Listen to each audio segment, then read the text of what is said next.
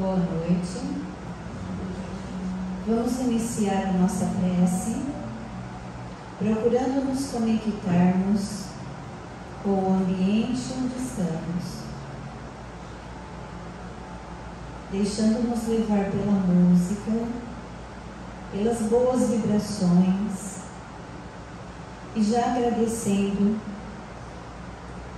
pelas maravilhosas energias que aqui recebemos desde o momento em que chegamos. Procurando imaginar quantas bênçãos estamos recebendo e o quanto podemos tentar ser o máximo possível receptivos a todos os ensinamentos, a tudo que ouvimos, agradecendo a Deus, nosso Pai, pela oportunidade que nos dá de mais um dia estarmos reunidos, falando em seu nome, aprendendo, ensinando, propagando a sua doutrina, que possamos estar sempre muito atentos aos ensinamentos e pedimos que possamos ser homens de bem para cumprirmos os seus ensinamentos. Só assim conseguiremos evoluir, crescer e melhorar a cada dia. Que assim seja.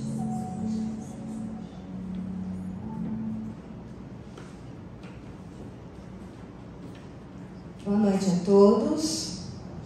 Sejam bem-vindos à nossa casa, União Espírita de Tabatinga, neste primeiro dia da semana, ao qual nos reunimos para mais um dia de aprendizado. E hoje vamos aprender um pouco mais sobre a doutrina espírita ou o espiritismo.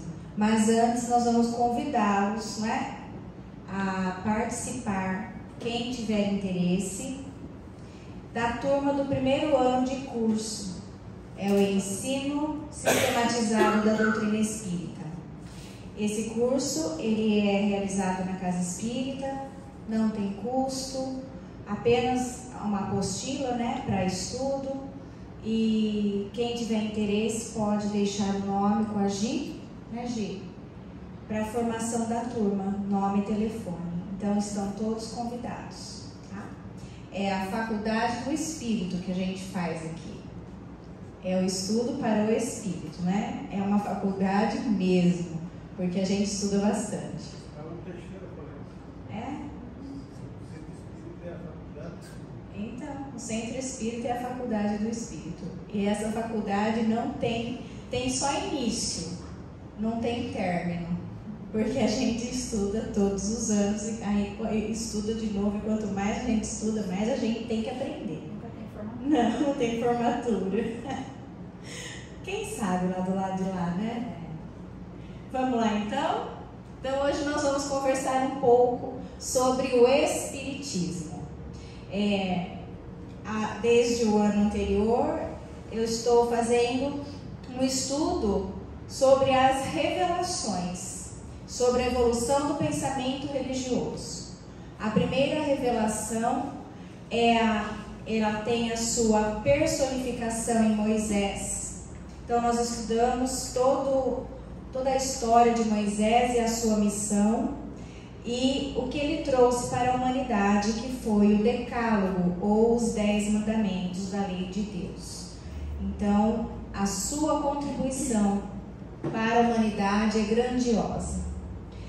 Após Moisés, recebemos a segunda revelação na personificação do Cristo, Jesus, nosso irmão mais velho, que trouxe para nós o Evangelho por meio da sua exemplificação do seu amor. A doutrina do Cristo é a doutrina do amor. E depois, agora, estaremos refletindo sobre a terceira revelação, que é o Espiritismo. Conforme o tempo vai passando, vamos amadurecendo espiritualmente e temos condições de receber essas revelações. Vamos dizer assim, com o Cristo, a humanidade atingiu a maioridade espiritual. E com o Espiritismo, ela se torna o aprofundamento dessa maturidade. É o desenvolvimento do ser.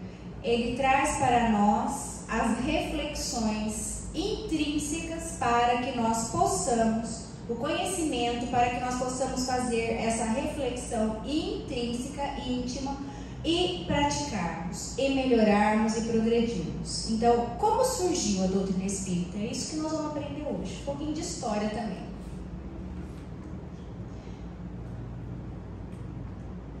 Acho que tem que pôr lá do começo, Chico. Tá ligado? Tá.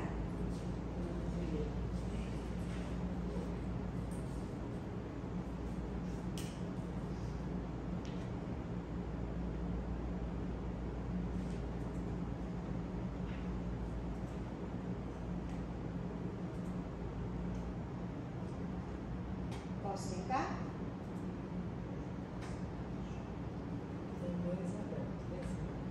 Foi. Então, o que vem a ser revelação? Né?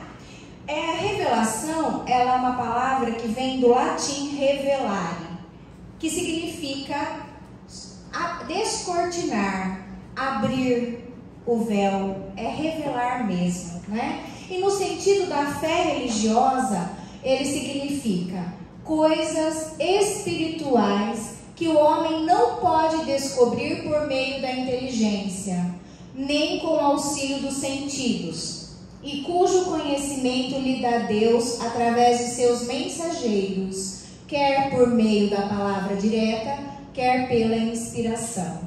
Então, a revelação divina, nós não conseguimos desenvolvê-la sozinhos. Tem que ser por meio do quê?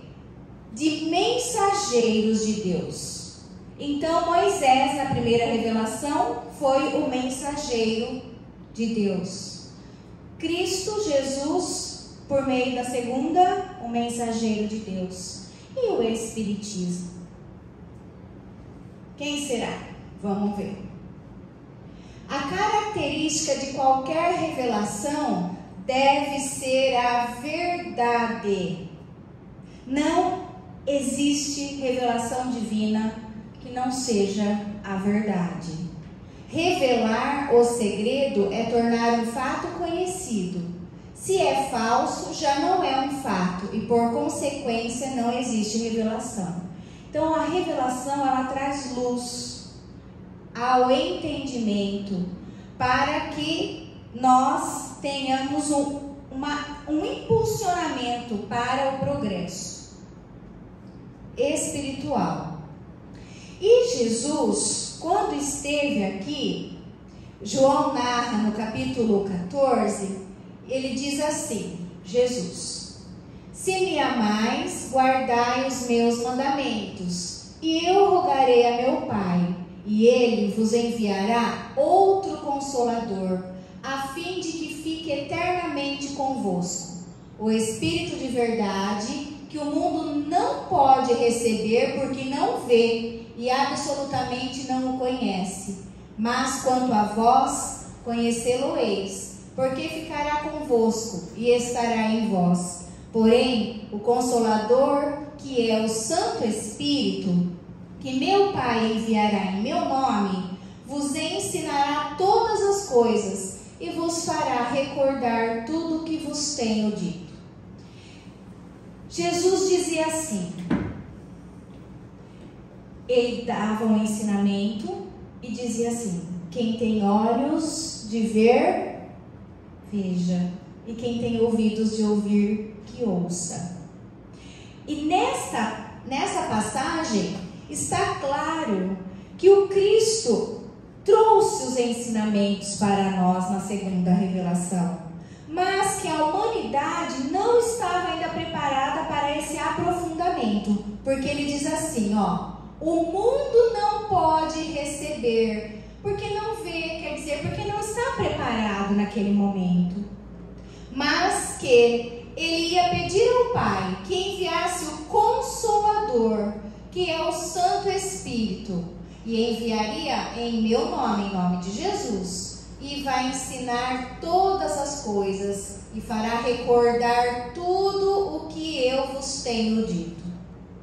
Aqui Jesus promete aos seus apóstolos e discípulos naquele momento, e a todos nós, que permaneceria conosco, que os seus ensinamentos seriam revividos por meio desse novo Consolador, que ele viria ao seu tempo, quando a humanidade pudesse compreendê-lo.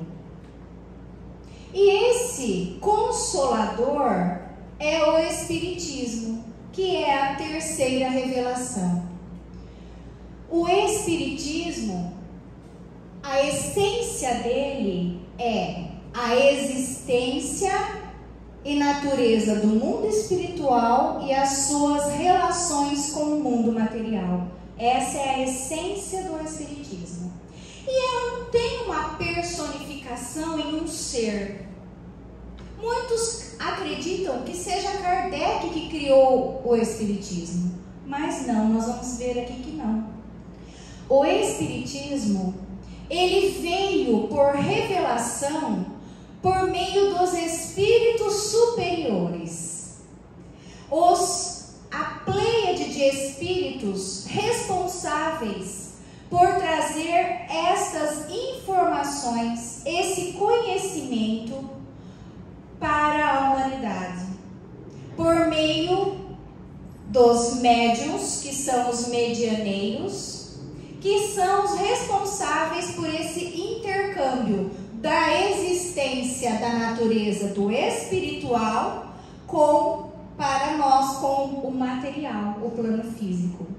Então, o Espiritismo ou a doutrina espírita, a base veio da espiritualidade, dos espíritos comandados por Jesus, porque Jesus estava presente neste trabalho de terceira revelação, assim como ele, como nosso governador planetário que é, esteve direcionando Moisés.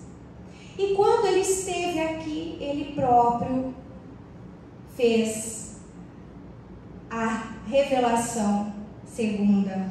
E agora aqui o trabalho estava também aos seus comandos. Vamos entender como que o mundo estava quando o Espiritismo nasceu lá na França, tá? Então, o Espiritismo nasceu no século XIX, também conhecido como século da razão, que ele vai de 1801 a 1900. Foi o século das grandes invenções, das profundas transformações políticas, sociais e econômicas que influenciaram as gerações seguintes. Todas essas transformações foram fortemente apoiadas nas ideias renovadoras da filosofia e ciências. O século XVIII ele foi conhecido como o século das luzes. Ele teve um impulsionamento também, porque essas ideias elas tinham que regenerar, elas tinham que reavivar, tinha que haver mudança, tinha que haver transformação na sociedade, para que o Espiritismo pudesse chegar. Então ele foi conhecido, o século XVIII, como o século das luzes, e o século XIX como o século da razão. Aqui, nas luzes, as ideias iluministas, e aqui, no século XIX, houve várias revoluções, e todas essas revoluções impulsionaram o progresso. Então teve a Revolução Francesa, que ela proporcionou a igualdade dos cidadãos perante a lei, a liberdade individual espiritual e de culto e trouxe a democracia. É aquilo: liberdade, igualdade e fraternidade. Nasceu aqui, na Revolução Francesa. Já a Revolução Industrial, que foi na Inglaterra, ela serviu de alavanca ao progresso tecnológico, a invenção de máquinas e de equipamentos sofisticados, que permeou por meio das indústrias, na agricultura e também na área científica. Também teve manifestações artísticas e culturais, onde a influência do romantismo aconteceu nas políticas sociais. E também muitas manifestações filosóficas, políticas, sociais e religiosas e científicas. Então, tudo isso contribuiu para o progresso da sociedade europeia. E isso se propagou para o mundo, essas ideias. Então, estava apto, o momento apto para o espiritismo nascente. O século XIX desenrolava uma torrente de claridades na face do mundo, encaminhando todos os países para as reformas úteis e preciosas.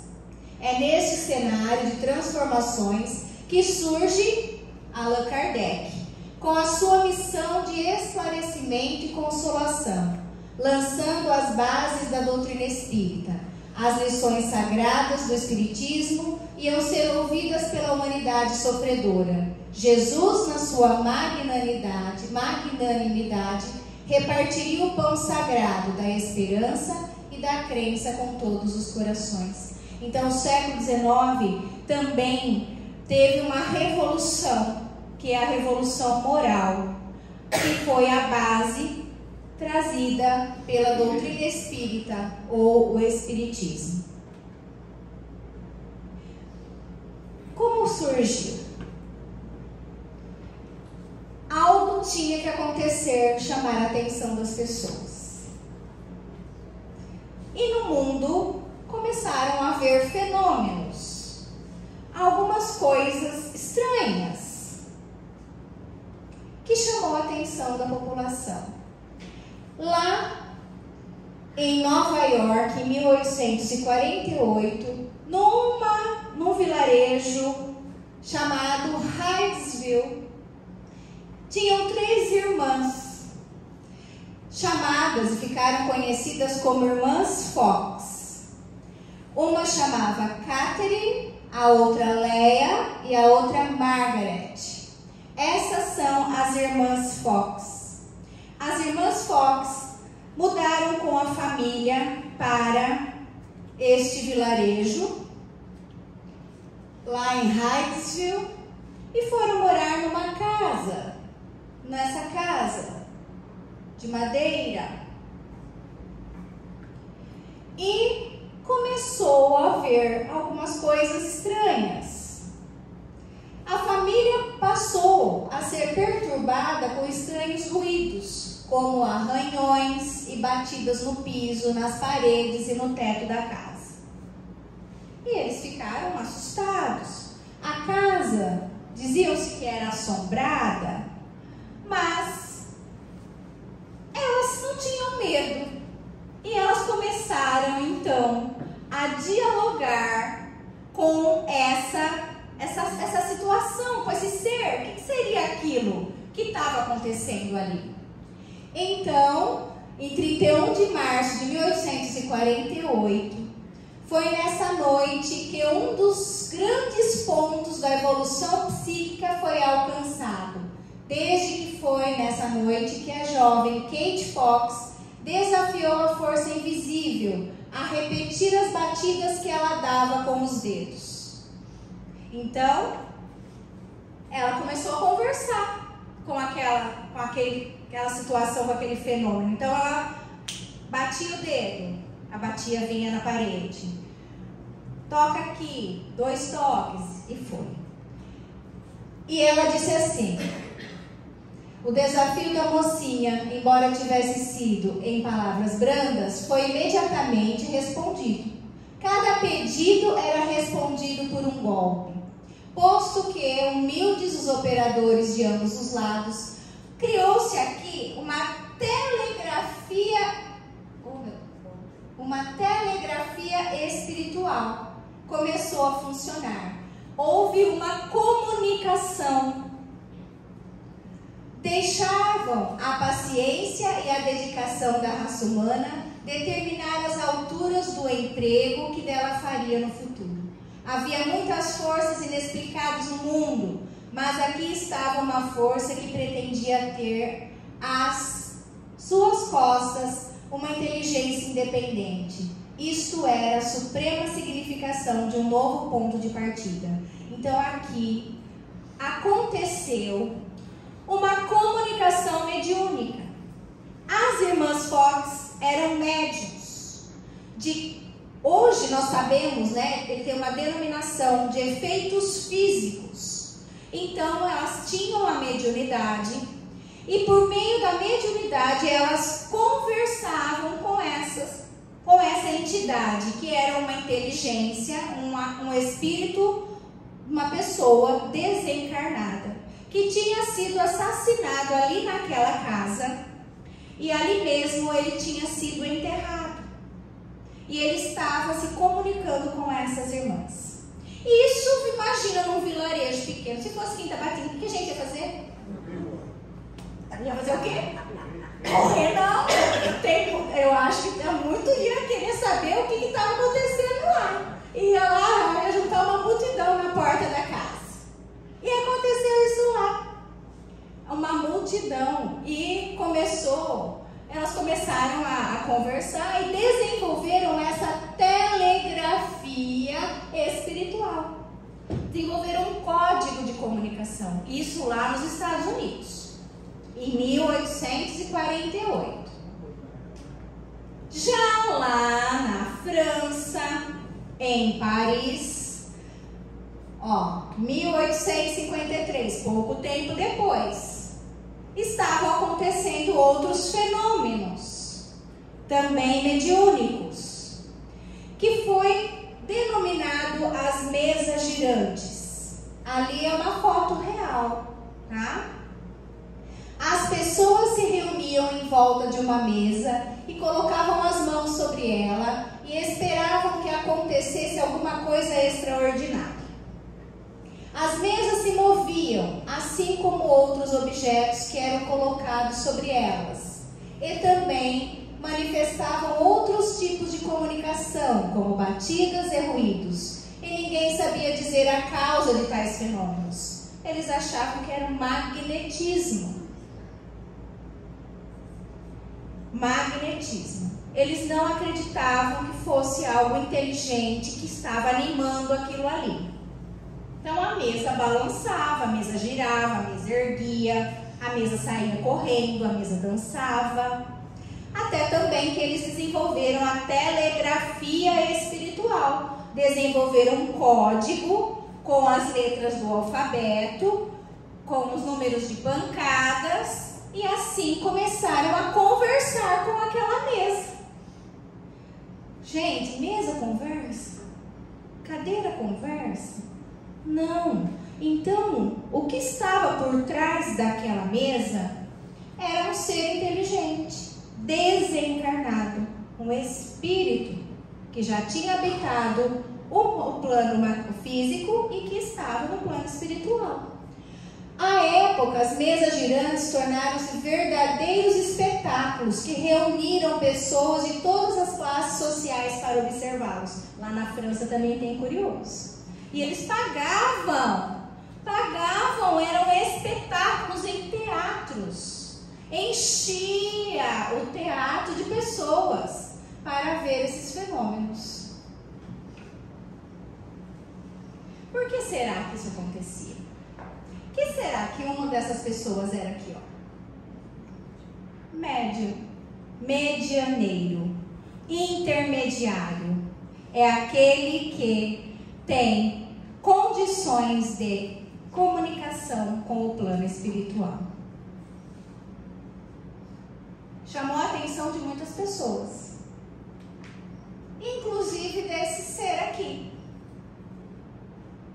que se chama Hippolyte Léon Denisard Rivail, um professor, escritor, pedagogo, educador, que tinha estudos, ele escrevia livros didáticos e ele tinha um espírito científico. Ele queria descobrir, ele queria estudar, ele queria compreender. E ele foi chamado pelo Sr. Fortier, convidado para que fosse até aquele espetáculo das mesas girantes. De momento ele não quis saber não. Não interessou. Porque aquilo girava, ele achava que era alguma coisa inventada. Mas a hora que ele ficou sabendo que a mesa estava conversando, né, no sentido não de falar, gente, mas de se comunicar por meio daquela telegrafia espiritual, aí ele começou a pensar: estamos diante de um fato novo, de uma revelação, algo que está vindo não daqui, mas de algum lugar. Se está havendo uma comunicação, é que tem um fato inteligente por trás. E ele foi investigar. Ele foi querer compreender e estudar. E Kardec não era médium de efeitos físicos. Ele tinha a intuição. Todos temos a intuição, que também é uma mediunidade. Alguns mais, outros menos, mas é uma faculdade de cada ser, porque é por meio da intuição que estamos ligados ao plano espiritual e a Deus. Então ele foi lá. Ele foi um missionário. Ele foi um espírito enviado por Jesus para trazer à humanidade as luzes do céu com o advento do espiritismo. E como ele era conhecido no meio acadêmico, ele com os seus estudos, todo aquele recolhimento de informações, de pesquisa, ele escreveu, né, organizou um livro, ele mudou o seu nome. Ele utilizou um pseudônimo, quer dizer, não era o nome dele, né? O nome dele é esse, vamos dizer assim, de certidão, de quando ele nasceu, dado pela família dele. Ele usou esse nome, Allan Kardec, nos livros da doutrina espírita, codificada por ele. Por isso nós chamamos Allan Kardec de codificador. Ele colheu as informações nessas reuniões e foi aprimorando a comunicação e escreveu os livros e denominou também essa nova doutrina, essa terceira revelação. Então, o que nós vamos saber de Allan Kardec? Ele tinha um espírito científico, ele tinha o bom senso, ele tinha boa vontade, muito inteligente, missionário de Jesus, e começou a fazer perguntas, a mesma pergunta para em diferentes médiums, diferentes reuniões mediúnicas, que nessa época não era chamada reuniões mediúnicas ainda, para ver como seria a resposta. Então a primeira pergunta que ele fez foi: o que é Deus? E vários pontos de reuniões diferentes, até em outras cidades, responderam a mesma coisa. E ele utilizou desse método indutivo científico, onde ele observava, colhia as informações, analisava, experimentava, porque fazia as reuniões mediúnicas. E a própria espiritualidade foi ensinando ele a melhorar a situação da comunicação. Assim, as mesas não precisam ficar batendo, vamos fazer diferente. Põe um lápis, um papel, e o médium começou a escrever. E aperfeiçoou a comunicação também. E assim surge o Espiritismo. Este termo, ele foi criado por Allan Kardec, porque ele dizia assim: para se designarem coisas novas, são precisos termos novos. Então, ou Espiritismo ou doutrina espírita é a mesma coisa. Nós falamos bastante de doutrina espírita, né? Mas é a mesma coisa. Agora tem pessoa, assim, sempre tem uma corrente que quer tirar doutrina. Porque doutrina dá uma conotação de você estar mudando a cabeça da pessoa. Sim. Então, hoje se pensa assim mesmo, então, doutrinação, né? Vem de doutrinação. Não tem nada a ver. Não. Mas, então, eles falam, vamos usar mais o termo Espiritismo. E uma observação também, uma curiosidade na verdade. Allan Kardec foi informado pela espiritualidade superior que numa das suas reencarnações, de uma existência antiga, ele era um druida e tinha este nome, Allan Kardec. Esse nome já foi dele numa existência pretérita, tá? Onde ele era um druida. O druida é um tipo de sacerdote. Então, olha, ele é muito ligado à religiosidade. Muito celta, né? Muito ligada à religiosidade. Então, o amadurecimento dele.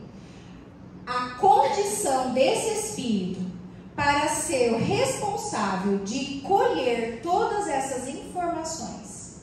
E com o seu trabalho, ele desenvolveu uma doutrina, ou seja, o Espiritismo.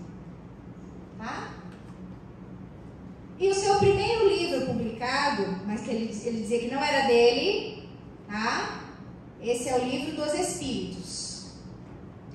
Aqui nasceu realmente o Espiritismo. Em 18 de abril de 1857 foi publicado o Livro dos Espíritos, na França. E aqui, neste livro, olha, foi bem rápido, porque aquele interesse dele pelas mesas girantes, aquele estudo todo que ele fez, começou em 1854. Em 3 anos, publicação do Livro dos Espíritos. Foi muito rápido. E aqui é um livro de perguntas e respostas. Neste livro, ele perguntava à espiritualidade superior e obtia as respostas de cada pergunta. E é a base do Espiritismo esse livro. Aqui tem várias respostas a muitos questionamentos íntimos nossos. Quem somos? De onde viemos? O que fazemos aqui? Para onde vamos? Quem quiser conhecer mais sobre a terceira revelação, estudar o Livro dos Espíritos. Porque todo o nosso estudo, todo o embasamento do estudo do Espiritismo, dos nossos cursos que nós trabalhamos aqui na casa, nessa faculdade do Espírito, é aqui. Está tudo aqui. E também, depois tiveram mais 5 obras. É o Pentateuco do Espiritismo.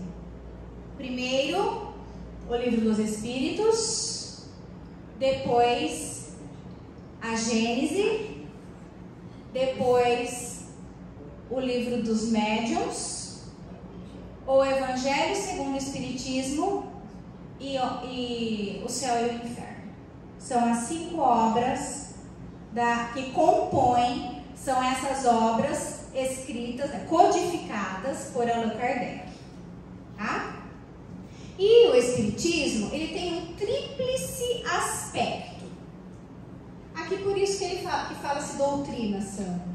Porque não é só a religião, tá?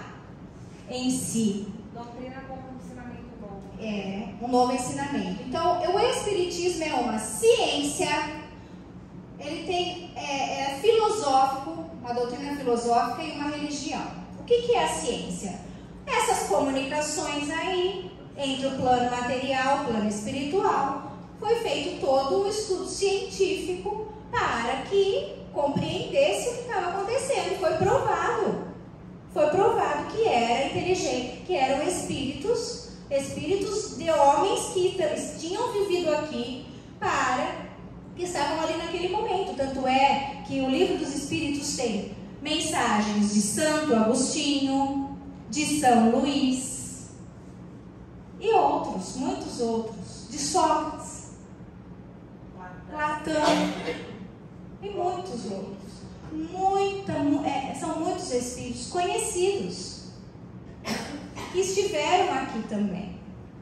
Então, o que ele é ciência? Na ciência, ele é de observação pelas relações que estabelece entre nós e os espíritos, certo? Isso é a base científica do espiritismo. Filosófica, princípios morais em que se assentam seus fundamentos. Aquilo lá, quem sou eu? O que estou fazendo aqui? De onde eu vim? Para onde eu vou? Então a base é filosófica. Porque o que é a moral? É a conduta do ser. Então os seus ensinamentos, a base filosófica do Espiritismo, com os seus ensinamentos, faz com que nós possamos melhorar intimamente e fazermos essa tão importante reforma de cada um, por meio da base filosófica. E por que ele é uma religião? Porque aqui nós aprendemos como nós temos que agir para o desenvolvimento da moral. E aqui é a aplicação de todo esse manancial de conhecimento que traz para nós. Então é a religião pela aplicação desses princípios morais em prol da renovação dos homens e, consequentemente, da humanidade. Então, é uma pirâmide. A ciência como base, começou tudo aqui com o estudo. A filosofia que esclarece, isso é conhecimento, base para a religião, que é sublime. É uma pirâmide? É a base para o alto. Aqui é o ponto alto. Aqui nos liga com o mais alto, com Deus. A religião é a religação com Deus. E ela nos liga com Deus. Porque Jesus lá, nós não vimos ali agora mesmo, que ele disse que ele estaria ali, que ele pediria ao Pai o novo Consolador, que não nos deixaria sós. Jesus está aqui, gente, dentro do Espiritismo. O Evangelho segundo o Espiritismo é o Evangelho de Jesus. Não tem como dissociar o Espiritismo do Cristo. Não tem separação, não tem ruptura. Quais são os pontos principais, então, da doutrina espírita ou do Espiritismo? Deus é o Criador do universo. O mundo espírita, habitado pelos espíritos desencarnados. A encarnação e reencarnação dos espíritos na Terra. O melhoramento progressivo dos espíritos até atingirem a perfeição moral. A relação constante dos espíritos desencarnados com os homens, espíritos encarnados. A existência do perispírito como o envoltório semimaterial do espírito. Ensinos morais dos espíritos superiores que podem ser sintetizados como os do Cristo. Então, nós estamos aqui hoje, vivendo no planeta Terra, no estado de São Paulo, na cidade de Tabatinga. Nascemos nessa cidade. Somos espíritos encarnados. Vivemos um corpo de carne, material. Isso é carne? Material, por isso que é encarnado. Quando morrermos, o corpo fica onde? Aqui. E o espírito vai para o plano espiritual. E aí é onde que nós denominamos desencarnado. Porque ora habitamos aqui o plano físico, material, ora habitamos o plano espiritual, que já descobrimos que foi provado que ele existe. Lá na França, em 1853. E interessante, importante que os ensinos morais dos espíritos superiores, todos os espíritos superiores que trouxeram o conhecimento por meio dos médiuns lá na França, que foi codificado por Allan Kardec, está no livro dos Espíritos, os ensinos deles morais são sintetizados como os do Cristo. Então não tem espiritismo sem Jesus. Não tem. A doutrina consoladora da sobrevivência e continuação entre os habitantes da Terra e do infinito,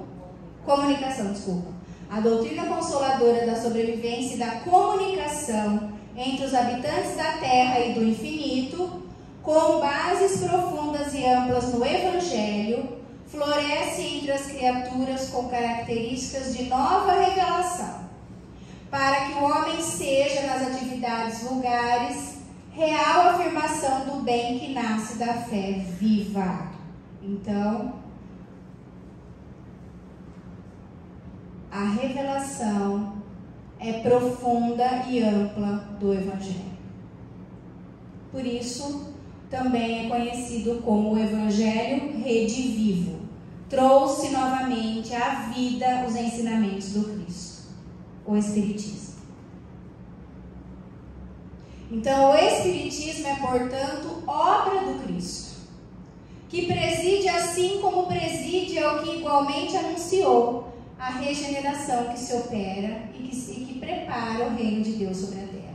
Então, Jesus, quando esteve aqui, ele falou muito do reino de Deus. Falou o reino de Deus, o reino do meu Pai que está no céu. Eu vim aqui, estive aqui, estou aqui, para que o reino de Deus se faça no coração dos homens. E ainda hoje, por meio do Espiritismo, dos ensinamentos dos Espíritos superiores, ele vem nos falar que esse reino de Deus ainda está em fazimento.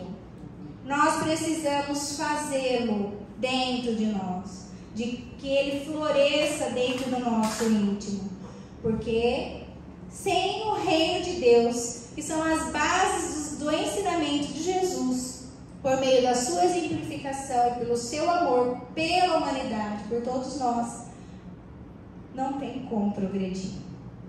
Então vamos lá. Então, assim, tem um livro, uma mensagem de Emmanuel, que se chama Opinião Espírita, que diz assim: Jesus é o mestre, Kardec, professor. Jesus é combatido desde a primeira hora do Evangelho pelos que se acomodam na sombra. Kardec é impugnado desde o primeiro dia de Espiritismo pelos que fogem da luz. Jesus convida ao amor. Kardec impele a caridade. Jesus consola a multidão. Kardec esclarece o povo. Jesus acorda o sentimento. Kardec desperta a razão. Jesus propõe. Kardec expõe. Jesus revela. Kardec descortina. Jesus lança as bases do cristianismo entre fenômenos mediúnicos. Kardec recebe os princípios da doutrina espírita através da mediunidade. Jesus afirma que é preciso nascer de novo. Kardec explica a reencarnação. Jesus e Kardec estão perfeitamente conjugados pela sabedoria divina. Jesus é a porta, Kardec é a chave. E para finalizar, eu vou ler uma poesia do Parnaso de Além Túmulo, de Casimiro Cunha, que chama Espiritismo. Espiritismo é uma luz gloriosa, divina e forte, que clareia toda a vida e ilumina além da morte. É uma fonte generosa de compreensão compassiva, derramando em toda parte o conforto da água viva. É o templo da caridade, em que a virtude oficia, e onde a bênção da bondade é flor de eterna alegria. É árvore verde farta nos caminhos da esperança, toda aberta em flor e fruto de verdade e de bonança. É a claridade bendita do bem que aniquila o mal, o chamamento sublime da vida espiritual. Se buscas o Espiritismo, norteia-te em sua luz. Espiritismo é uma escola e o mestre amado é Jesus. Que Jesus nos abençoe.